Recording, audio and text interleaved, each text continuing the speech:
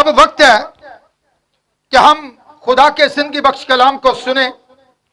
अबरानियों के नाम पौलुस रसूल का खत, उसका 9 बाब, उसकी 27 आयत पर हम गौर करेंगे। कोशिश करेंगे कि आधे घंटे के अंदर हम अपने मैसेज को क्लोज करें, क्योंकि यहां पर कुछ इस तरह से लिखा हुआ है, जिस तरह आदमियों के लिए एक बार मरना, उसके बाद अदालत का होना मुकर्रर है। सब कहें आमीन। सब तशरीफ रखें। क्यों? यहां पर लिखा हुआ है आदमियों का एक बार मरना, उसके बाद अदालत का होना मुकर्रर है। यह एक खुदा का तरीका कार है। जो लोग इस जमीन पर, इस बदन के अंदर रहते हैं, उन्होंने क्या करना है? एक दिन मरना है।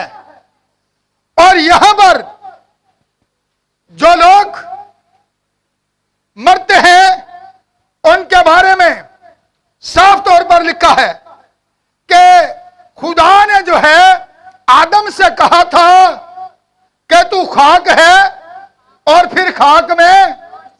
खुदा ने इंसान को इसलिए नहीं बनाया था कि इंसान हलाक हो, इंसान मरे, लेकिन यह इंसान की अपनी चॉइस थी। इसलिए क्योंकि मकाशवा की किताब के अंदर लिखा है कि हम सब का हाल जो है खुदा के तख्ते अदालत के सामने जाकर क्या होगा? यह जिस्म जिसके अंदर मैं खड़ा हूं, खुदा के तख्ते अदालत के सामने ऐसे ही खड़ा होगा जिस बदन के अंदर मैं आज आपके सामने खड़ा हूं। क्यों? इसलिए कि वास की किताब के अंदर भी हमें यह मिलता है कि तू खाक है और फिर क्या करेगा? जैसे कि पहले मिली हुई थी। अब यहां पर हम गौर करते हैं, क्योंकि वास 9 बाब के अंदर और उसकी 10 आयत के अंदर लिखा है कि रूह कहां जाती है। लिखा है कलाम अक़दस के अंदर कि रूह खुदा के पास वापस आए जिसने इसे दिया था। अब कब्रिस्तान के अंदर जो इंसान का ढांचा लेकर लोग जा रहे होते हैं किसी ताबूत के अंदर या कफन बॉक्स के अंदर, तो वो खाली बदन है। अब रूह उसके अंदर नहीं है, रूह उससे जुदा हो गई है, रूह उससे निकल गई है। लेकिन हम क्या करते हैं? हम ये करते हैं कि उस खाक को खाक के सपुर्द कर देते हैं। यह कैसे हुआ था? मौत कैसे आई थी? आपको पता है, खुदा ने आदम से कलाम किया। खुदा ने कहा कि जिस रोज तूने इसमें से खाया तू मरा। लेकिन जो औरत खुदा आदम के लिए बनाकर लाया था, जो कि मददगार थी, उसने क्या किया? उसने दुश्मन की बात को सुना, और जैसे उसने दुश्मन की बात को सुना, इब्लीस की बात को सुना, इधर उधर की तशरीह को सुना, इधर उधर की तफसीरों को सुना। यह पहली मिलावट थी जो खुदा के कलाम अक़दस के अंदर की गई, और उसने खुदा के कलाम को जो है बड़ा बड़ा चढ़ाकर पेश किया, और इब्लीस ने आगे उसकी तशरीह कर दी। पैदाइश की किताब 3 बाब के अंदर उसने कहा, खुदा जानता है जिस रोज तुम इसमें से खाओगे तो किसकी मनिंद बन जाओगे? खुदा की मनिंद। यही तो झूठ था। झूठ का यकीन करना मौत है। और वहां पर उसने दुश्मन की बात को सुन लिया और खुदा के कलाम को छोड़ दिया। खुदा के कलाम के अंदर जिंदगी थी और बाहर मौत थी। जैसे उसने खुदा के कलाम को छोड़ा तो मौत ने उसे आन लिया। पहले मौत नहीं थी। गुनाह की मजदूरी क्या है? मौत। खुदा ने इंसान को इसलिए बनाया था कि इंसान जो है वह हमेशा जिंदा रहे, लेकिन इंसान ने चुनाव गलत किया। खुदा ने उनके आगे कलाम रखा था, जिस तरह खुदा आज हमारे आगे भी अपने कलाम को रखता है, लेकिन फैसला हमने खुद करना है। हमने जिंदगी की तरफ जाना है या हमने मौत की तरफ जाना है।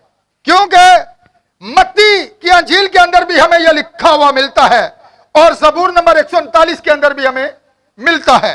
मैं हवाले पढ़ने नहीं जाऊंगा, मैं सिर्फ शॉर्ट बयान करता जाऊंगा, क्योंकि ज़बूर के अंदर लिखा हुआ है, अगर मैं समान पर चढ़ जाऊं तो तू कहां पर है, तू वहां पर भी है।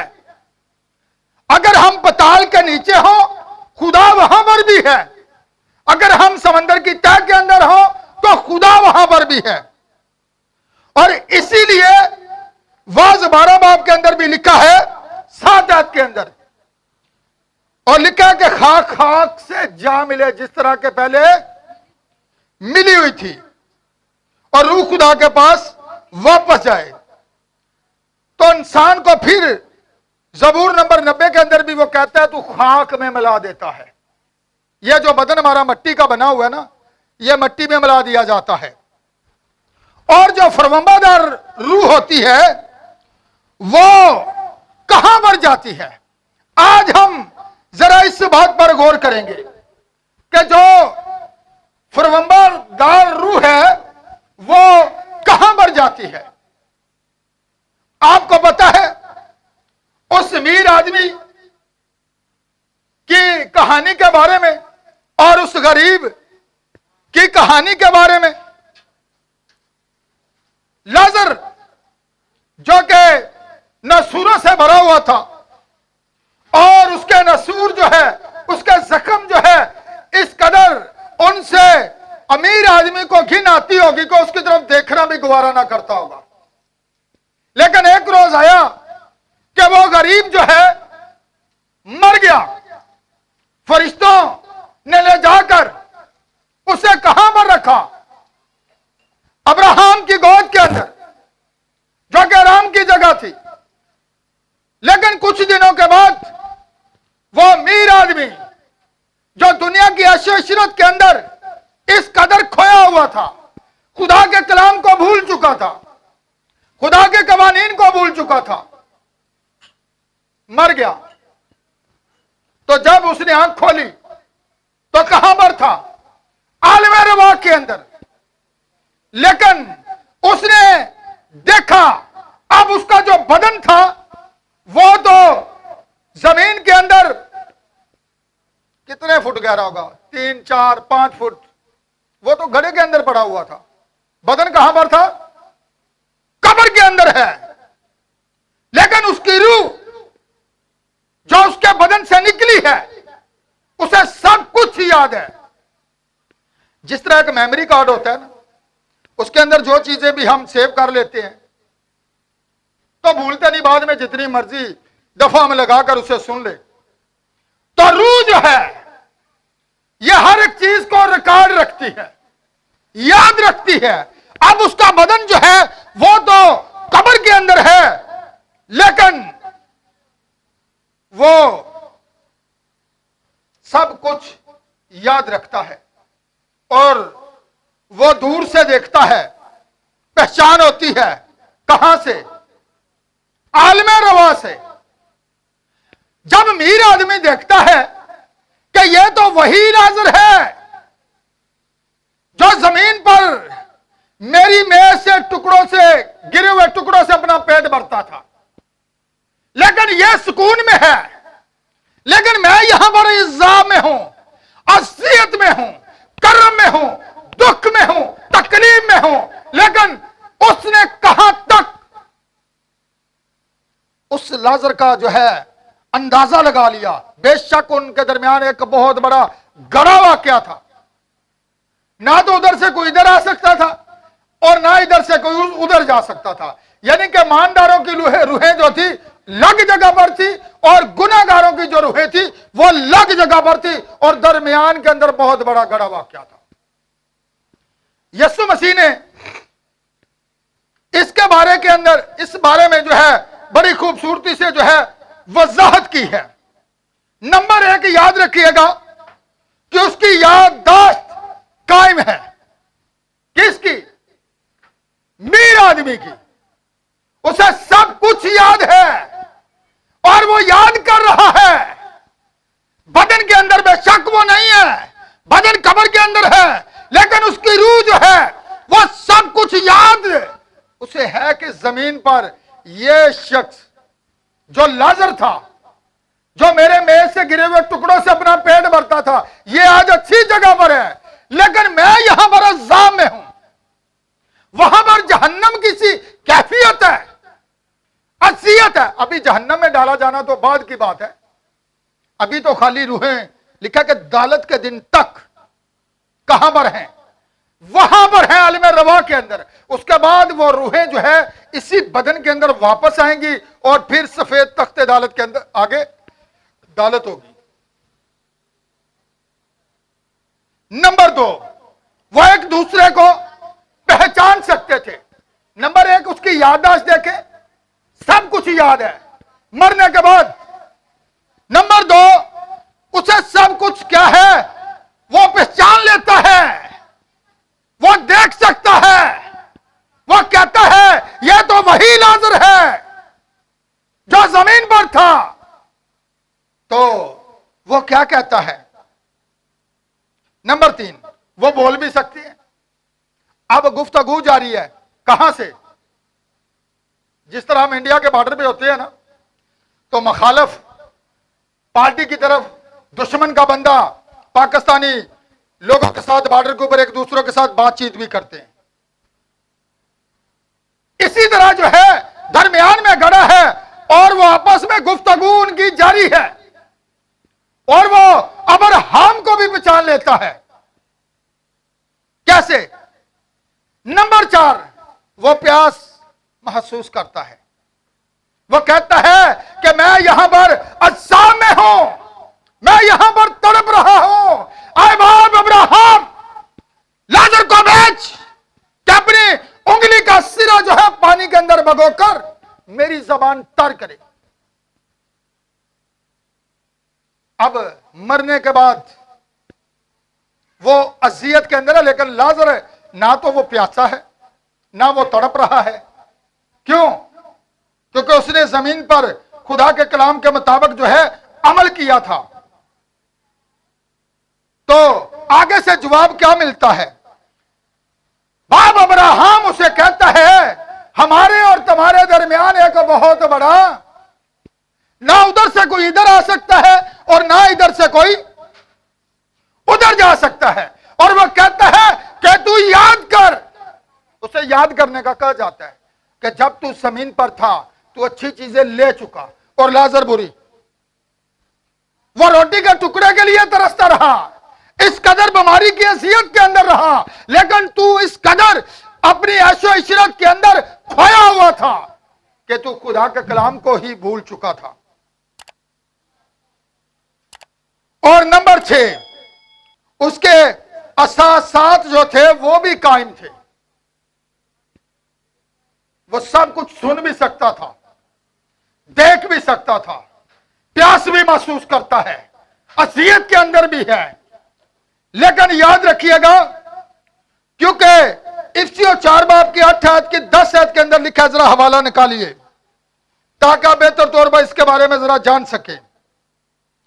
पहला शमूएल 28 बाब, मैं ये हवाला नहीं पढ़ूंगा, ठीक है? आप इफ्सियों 4 बाब जरा निकाल लें, 8 से 10 आयत है ये इसकी, ठीक है? मैं जरा पुराने अहदनामा के तलक से बात करना चाहता हूं। वहां पर कुछ इस तरह से है, आपको पता है शाऊल जो था वो एक बादशाह था और खुदा ने शमूएल को कहा था कि तू इसे बादशाह मुकर्रर कर। तो जब खुदा ने उसे चुना, उसे बादशाह मुकर्रर किया, तो उस दौर के अंदर जितने भी जादूगर थे, नाफरमान थे, वो उनको मरवाता रहा, कत्ल करवाता रहा। लेकिन एक वक्त आया कि वो खुद जादूगरों को ढूंढ रहा है, जादूगर की तलाश में है। जब उसका खुदा से राबता मनकुता होता है, जब वो खुदा के कलाम को रद्द करता है, तो खुदा भी कहता है हुक्म मानना मेंढों की चर्बी से बेहतर है।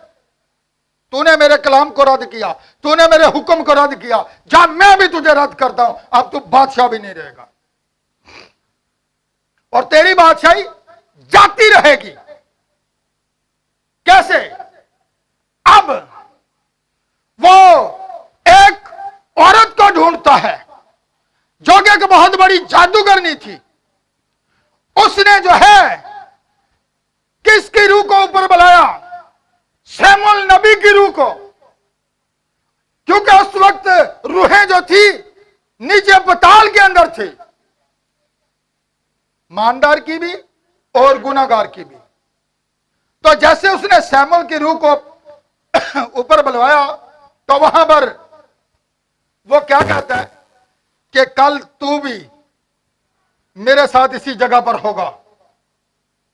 अब यहां पर देखें, इब्लीस ने जिसके कब्जा के अंदर है ये दोनों चीजें थी, लेकिन मकाशवा की किताब के अंदर 1 बाब की 18 आयत के अंदर लिखा है, देख मैं मर गया था और अब्दुल्लाबाद जिंदा रहूंगा, आलमे रवा, मौत और आलमे रवा की कुंजियां अब यीशु मसीह कहता है ये मेरे पास है। इससे पहले इब्लीस के पास थी, वो इस पर काबज था, वो इस चीज पर गालिब था, पताल उसके इख्तियार में था। लेकिन जब यीशु ने सलीब पर जान दी है तो फिर उसने क्या कहा? अब मौत और आलमे रवा की कुंजियां किसके पास है? मेरे पास है। तो यहां पर हम देख रहे हैं, इफ्सियों निकाले हवाला जी 8 बाब की 10 आयत, 4 बाब की 10 आयत, सॉरी, क्योंकि यहां पर लिखा है, इसी वास्ते वो फरमाता है जब वो आलमे बाला पर चढ़ा तो कैदियों को साथ ले गया और आदमियों को नाम दिए। उसके चढ़ने से और क्या पाया जाता है सिवाय इसके कि जमीन के नीचे के इलाका में उतरा भी था, और ये उतरने वाला वही है जो सब सामानों से भी ऊपर चढ़ गया ताकि सब चीजों को महमूर करे। अब देखिएगा वहां पर जाकर किसी नबी ने मनादी नहीं की, किसी फरिश्ते ने मनादी नहीं की। आलमे रवा के अंदर यह हक सिर्फ और सिर्फ किससे पहुंचता है? यीशु मसीह को। वो सबसे नीचे के इलाका में क्या हुआ था? उतरा भी था, और ये उतरने वाला वही है जो सब सामानों से भी ऊपर चढ़ गया। कैसे? और वो जो पुराने जमाना के अंदर ईमानदार थे उनके अंदर उसने मनादी की, और अब ये अलग अलग हो गया है। कैसे? वो कैदी रूहों को साथ लेकर आसमान पर जाकर उन्हें इनाम दिए। लेकिन यीशु मसीह ने जब सलीब पर जान देने वाला था तो वहां पर उस डाकू को याद रखें जिसने कहा था, खुदावन जब तू अपनी बादशाही में आए तो मुझे भी। तो यीशु ने उसे क्या कहा था कि तू आज ही मेरे साथ कहां पर होगा? फरदौस में होगा। और उस वक्त फरदौस जमीन के नीचे था। लेकिन जो हवाला अभी हमने पढ़ा 4:8 की 10 आयत के अंदर, तो वो कैदी रूहों को कहां पर ले गया? आसमान पर। अब फरदौस आसमान पर है, तो आलमे रवा गुनाहगारों की रूहें कहां पर हैं? आलमे रवा के अंदर। ईमानदारों की रूहें कहां पर हैं? आराम की जगह पर, फरदौस में। मत्ती 16:8 के अंदर भी लिखा है, याद रखिएगा, यीशु मसीह के बारे में। जब यीशु मसीह जमीन पर था इस बदन के अंदर, तो उसने पूछा कि लोग इब्ने आदम के बारे में क्या कहते हैं। किसी ने कहा कि बाज यूहन्ना, बाज कहते हैं कि कोई मुर्दों में से जी उठा है। लेकिन उसने कहा तुम मुझे क्या कहते हो? उसने, पतरस ने कहा, तू जिंदा खुदा का बेटा मसीह है। उसने कहा यह बात खून और गोश्त नहीं, यह इंसानी सोच नहीं है, यह कोई बाइबल कॉलेज की तरफ से नहीं है, बल्कि यह मुकाशवा है जो तुझ पर यहां किया गया है, जो तुझ पर जाहिर किया गया है, जो तुझ पर खोला गया है। और वो कहता है मैं भी तुझसे कहता हूं कि तू पतरस है, और मैं तेरे इस बात के बयान पर क्या करूंगा, अपनी कलीसिया तमीर करूंगा, जिस पर आलम रवा के दरवाजे उन पर गालिब नहीं आ सकेंगे, क्योंकि फरदौस ऊपर जा चुका है। अब ईमानदार वहां पर है, वो उन्हें रोक नहीं सकेंगे। जिन पर यह मकाशवा खुलता है। और दूसरा ग्रंथियों अगर हम बात करें उसका 11 बाब उसकी 14 आयत पर भी, तो वहां पर भी हमें यह बात मिलती है। जरा निकालिए हवाला, ताकि हम बेहतर तौर पर जो है इस बात के बारे में जान सकें आलम रवा के तलक से। क्योंकि बहुत से लोग जो होते हैं, मैं अक्सर ये कहता हूं, जब इंसान मरता है बहुत लोग रोते हैं।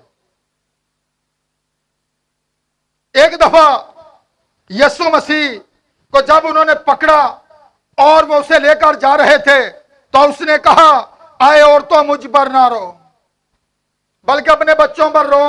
अगर हरे दरख्त के साथ यानी जिंदगी के दरख्त के साथ ये सब कुछ किया जाता है, तो सूखे दरख्तों के साथ क्या कुछ ना किया जाएगा। ये सूखे दरख्त वो हैं जो गुनाहगार हैं, जो गुनाह में हैं। जी निकाले हवाला।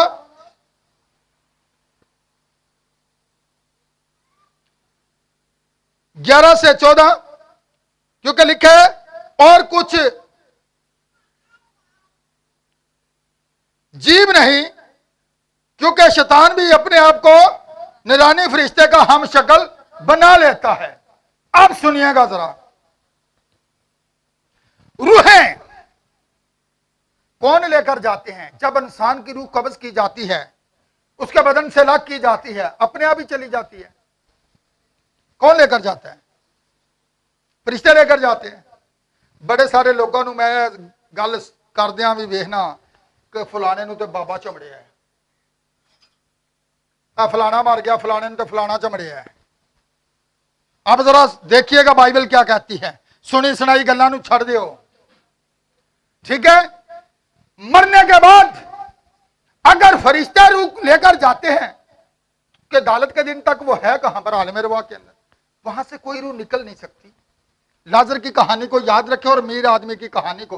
वो कहता है अभी मेरे 5 भाई जमीन पर हैं, मरने के बाद उसे सब कुछ याद है। अब वो उनके लिए पछता रहा है। जिस तरह हम यहां पर उन्हें याद करते हैं, वो भी हमें याद करते हैं। मरने के बाद उन्हें सब कुछ याद है। मेरे जमीन पर इतने बच्चे थे, मेरी बीवी थी, मेरी बहनें थी, मेरे भाई थे, लेकिन वो अब ऊपर नहीं आ सकते और हम नीचे नहीं जा सकते, क्योंकि अदालत के दिन तक वो रूहें कहां पर हैं? आलम रवा के अंदर हैं। वहां से रूह निकल नहीं सकती। तो फिर कैसे हम कह सकते हैं कि फलाने नू फलाना चमड़ गया? शैतान बहुत बड़ा जो है क्या है, झूठ का बाप है। बड़े सारे लोग पता की आंदे ने, मनु खाब दे विच मिलिया है, ठीक है। उन्हें की क्या सी? हलवा वंड दई। की क्या सी? शैतान कितना बड़ा मकार जे। बाइबल के अंदर लिखा है वो नूरानी फरिश्ते का भी अपने आप को हम शक्ल बना लेता है। खुदा के फरिश्ते की अगर वो शक्ल डाल सकता है, तो वो किसी इंसान की क्यों नहीं डाल सकता? वो डाल सकता है। जिस तरह उसने बाग एदन के अंदर हवा को जो है क्या किया था? खुदा के कलाम को छुड़ाकर अपने पीछे लगा लिया था। उसने उसकी तशरीह को लिया। तो आज हम खुदा के कलाम को छोड़ते हैं, और जेड़ी गल सानू कोई कलाम तो बाहरों दस दे ना, उन्होंने चल पका के वंड छड़ी, उन्हें कोई शह मंगी सी, लेकिन कलाम क्या कहता है? जरा इस पर गौर करें। याकूब कहता है मैंने मुर्दों के लिए कुछ भी ना दिया। हम मुर्दों के लिए कुछ नहीं दे सकते। उत्ते देगा चल दिया जे ते थले वो तड़फदा पिया। कौन? मीर आदमी, बड़ा मीर सी, वीआईपी सी, इतना को वीआईपी हो सकता, रोज ही देगा बकदियां उत्ते ते ओ थले लाजर दियां मिनटा कर दिया पिया भी एक बारी मेनू जबान तार कर, मैं बड़ा प्यासा। लेकिन जवाब क्या है? अब्राहम कहता है याद कर। कैसे? वो कहता है अगर कोई मुर्दों में से भेजा जाए, मैं नहीं चाहता जिस तरह मैं यहां पर इस सांप के अंदर मुब्तला हूं, असाब के अंदर तड़प रहा हूं, मैं नहीं चाहता कि उन मेरे 5 भाइयों में से कोई इस जगह पर आए। तो आगे से जवाब क्या मिलता? कहता अगर मुर्दों में से किसी को भेजा जाए तो वो जरूर उनकी सुनेंगे। तो आगे से अब्राहम उससे क्या कहता है? उनके पास अंबिया थे, उनके पास नबी है, उनके पास खुदा के खादम हैं जो मेरी तरह खुदा का कलाम लोगों तक पहुंचा रहे हैं और बयान कर रहे हैं, उस जगह से बच जाइए जो अजाब की है, यीशु मसीह में आ जाइए। क्यों? मरने के बाद पछताना काम आया? सब कुछ गुजर चुका था। माफी जमीन पर आप मांग सकते हैं, मरने के बाद नहीं। और जो लोग ये कहते हैं कि जी असी अगर असी बरसी करने या असी खत्म दवाने, हाँ मैं अपनी मसीहत की बात कर रहा हूं जो बाइबल कहती है। खुदा का खादम होने के नाते खादम का जो काम होता है लोगों को खबरदार करना होता है कि वो गुमराह ना हो जाए। गुमराह कौन करता है? इब्लीस। उसके पीछे हमने नहीं जाना, उसने हवा को गुमराह किया था, बल्कि हमने किसके पीछे जाना है? खुदा के कलाम के पीछे। इसमें जिंदगी है, बाहर मौत है। बाहर मत जाएं, इधर उधर की तालीमों के पीछे मत जाएं, इधर उधर की मिशनों के पीछे मत जाएं, इधर उधर की तंजीमों के पीछे मत जाएं। हर किसी की अपनी तालीम है, लेकिन कलाम अक़दस के अंदर लिखा हर आदमी का कलाम झूठा ठहरे पर मेरा कलाम सच्चा। यह सच्चाई है। अगर तुम सच्चाई से वाकिफ होंगे तो सच्चाई तुम्हें, यह हमें आजाद करता है। लेकिन इब्लीस हमें गुलाम बना लेते हैं। खुदा हमें आजाद करता है, जिसे बेटा आजाद करता है वो वाकया ही आजाद है। तो फिर देखिएगा मकाशवा की किताब 20 बाब जरा निकालिएगा। हम इधर उधर की बातों के पीछे ना भटकते रहें। मरने वाले के लिए हम जमीन पर देगे बनाएं, चाहे चिकन बनाएं, चाहे बीफ बनाएं, कुछ भी उसके पास नहीं पहुंच सकता। क्या पहुंच सकता है? अगर पहुंच सकता है तो फिर यीशु मसीह ने यह खुद बयान किया है, ला वो अमीर आदमी तड़प रहा है, कोई हाल नहीं होने दा। और अंजाम होलनाक झील है। कौन सी? हम ये कहते हैं शुक्रगुजारी की इबादत। बाइबल के अंदर बरसियों का कोई ताल्लुक नहीं। ये कहां से आई है तालीम? कहां से हमें मिलती है? ये सिर्फ देखो देखी हमारे बड़े करते आए, हम भी करते चले आ रहे। ये हमारे बाप दादा करते थे, हम भी उन्हीं के पीछे चले हुए हैं। लेकिन हमारा अजीम बाप यहोवा है, हम उसके बेटे हैं, हम उसकी बेटियां हैं। हम वही कहेंगे जो हमारा बाप कहता है, हम वही करेंगे जो हमारा बाप करता है। जी क्या लिखा हुआ है मकाशवा 20 बाब की 11 से 14 पर जरा गौर करेंगे। यहीं पर हम अपने मैसेज को खत्म करेंगे।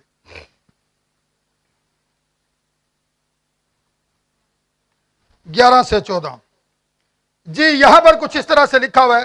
फिर मैंने एक बड़ा सफेद तख्त और उसको जो उस पर बैठा हुआ था देखा, जिसके सामने से जमीन और आसमान भाग गए, उन्हें कहीं जगह ना मिली। फिर मैंने छोटे बड़े सब मुर्दों को उस तख्त के सामने खड़े हुए देखा और किताबें खोली गई। फिर एक और किताब खोली गई, यानी किताबे हयात।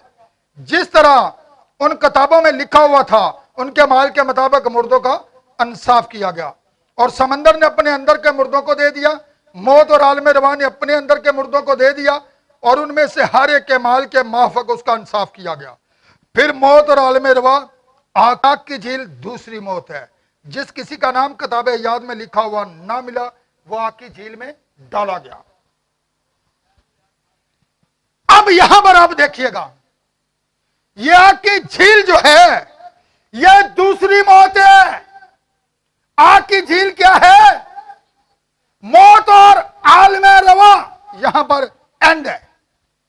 आलम रवा भी कहां पर है? आग की झील के अंदर। और ये दूसरी मौत कौन लोग मरेंगे? वही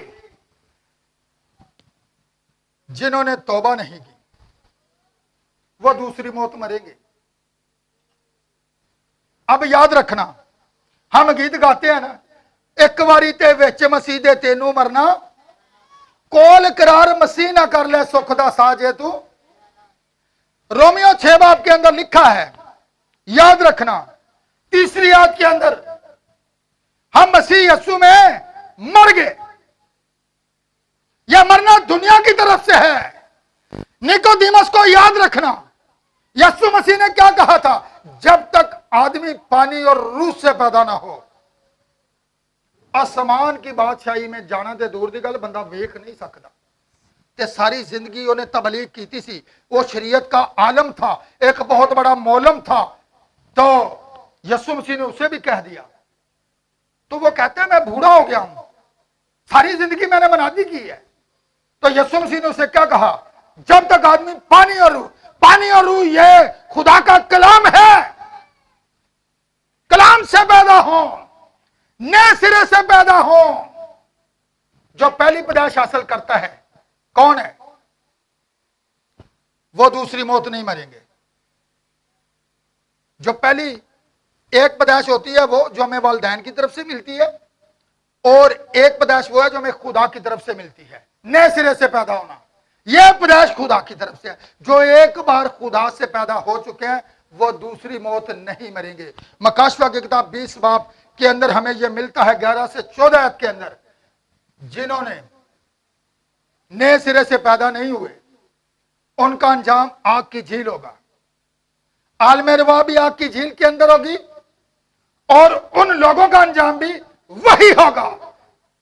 और मुबारक हैं वो मुर्दे, कौन से?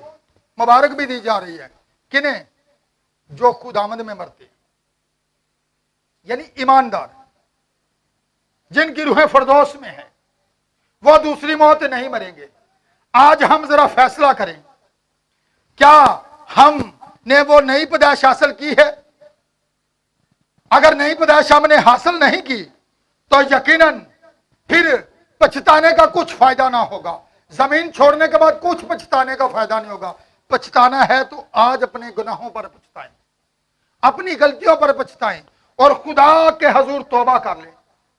जिस तरह उस मीर आदमी ने सवाल किया था और अब्राहम ने आगे से कहा था, अगर उन्होंने अंबिया के कहने पर तौबा नहीं की तो अगर कोई मुर्दों में से भी चला जाए तो फिर वो तौबा क्यों करें?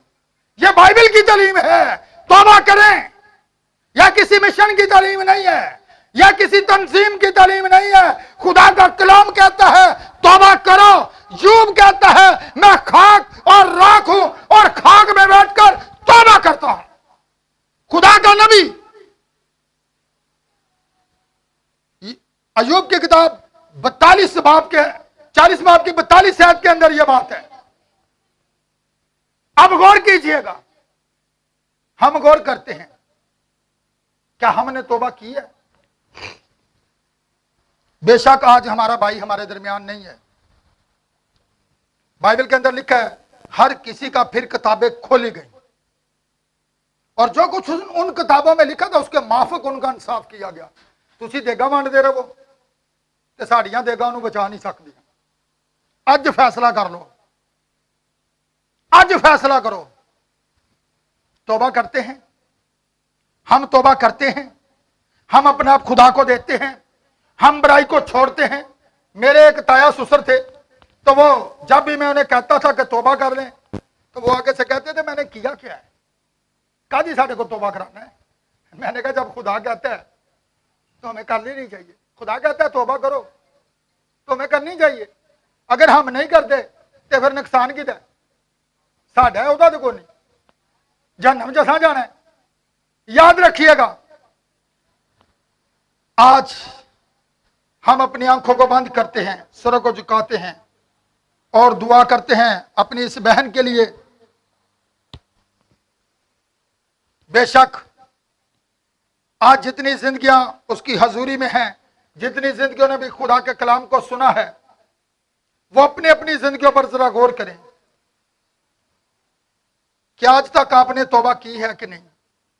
अगर नहीं की तो आज खुदा की हजूरी में वादा करें, कहें खुदावन मैं तौबा करती हूं, मैं तौबा करता हूं,